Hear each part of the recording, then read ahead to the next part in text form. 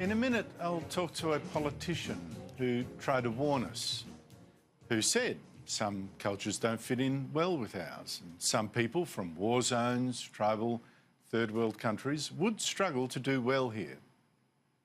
And he said, do not bring in so many Sudanese refugees, or we will pay. That man was the then Immigration Minister, Kevin Andrews. We cannot assume that the capacity of all of our potential migrants to integrate successfully is the same as their predecessors. Now, what was done to Andrews then was so terribly predictable and so dangerous. We're paying for it now. So-called ethnic leaders attacked Andrews as racist, cruel for telling the hard truth. Kevin Andrews' comment is it's victimising our communities in the street, at schools. Newspapers vilified Andrews as a race baiter. The Melbourne Age, for instance, said his comments were unpleasant and inflammatory, aimed unfairly at Sudanese refugees to get a predictably base reaction from people sensitive to immigration on racial grounds. Well, Labor politicians like the then Queensland Premier joined this pack attack. There is no more pure form of racism, and to have it come out of the mouth of the Federal Immigration Minister of this country is something that I think Australians will see for what it is, a very transparent and desperate act in the lead up to a federal election. Even worse, Victoria's Police Chief Commissioner, Christine Nixon, a Labor hiring, even falsely claimed Andrews was wrong to say that the crime rate among Sudanese refugees was higher than the average. And federal Labor ran with that untruth as well. The Victorian Police have stated that the level of Sudanese Australian crime is actually below the wider community average. So some of the sensationalist reports in the media about the Sudanese really are clearly not justified.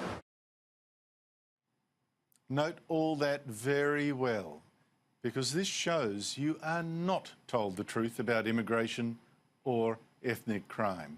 Not by most politicians, not by most journalists, not even by some police. And that's why we keep making the same mistakes.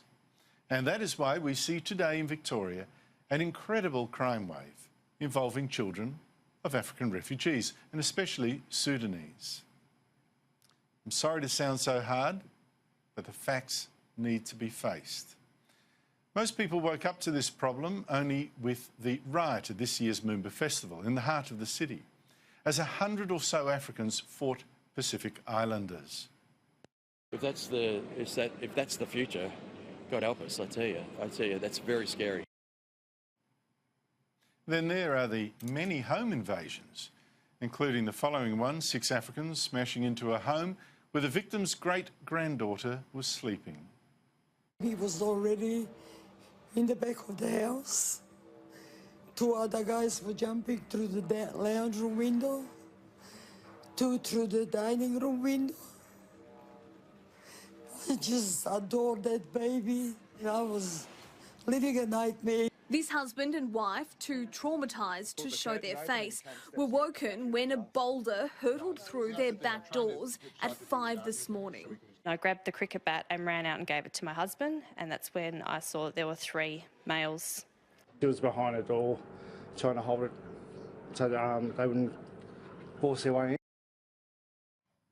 in. Just in the last month, there's also been a car chase on the Westgate Bridge and arrest of suspects in armed robberies. There's been the robbery of a Toorak jewellery store, and as well as street assaults and carjackings and more. Now, this latest disaster of our refugee program is now so obvious, so beyond denial, that even the left-leaning ABC now admits to what a decade ago it attacked Andrews for saying. Last night, its 7:30 program said, yes, we really do have a problem with some children of Sudanese refugees. We have an influx all of a sudden of young people offending at an alarming rate. They don't have employment. they don't have schooling, and they are not under the control of their parents or guardians in that regard. And this ABC report hinted at the reason, that clash of cultures that once made you a racist if you dared to notice. I feel like it has, just because they feel like they can't really fit in, like whatever they do, they can't really fit in. So in order to fit in, they have to do something so they can stand out and be recognized for it.